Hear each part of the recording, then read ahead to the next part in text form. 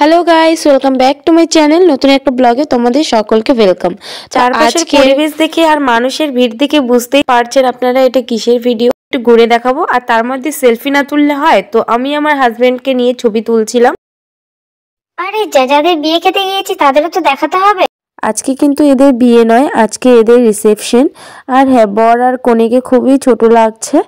আমি তো প্রথমে বিশ্বাসই করতে পারছিলাম না যে এদের বিয়ে। যাই হোক, সামনে গণেশ বাবা রাখা ছিল, একটু আশীর্বাদ না নিলে হয়, তাই আমি আমার হাজবেন্ডকে নিয়ে চলে গেলাম গণেশ বাবার কাছে একটু আশীর্বাদ নিতে। গণেশ বাবা, তুমি আমাদেরকে আশীর্বাদ করো, আমি যেন সবাইকে নিয়ে ভালো থাকতে পারি। ঠান্ডা কিন্তু খুব ভালোই পড়েছে, আমি কিন্তু চাদর নিয়েও আসিনি। আর খুব তাড়াতাড়ি আমরা বিয়ে বাড়ি থেকে বেরিয়ে যাব খাওয়া দাওয়া করে। আর চলো তাহলে ভিতরে যাওয়া যাক। এরপর আর কোথাও দেরি না করে আমরা সোজা চলে এসেছি খেতে। আর আমার এত সাজগোজের মাঝে আমি একটা জিনিস পরতে ভুলে গিয়েছি, সেটা হলো কাজল। সবাইকে টাটা, বাই বাই।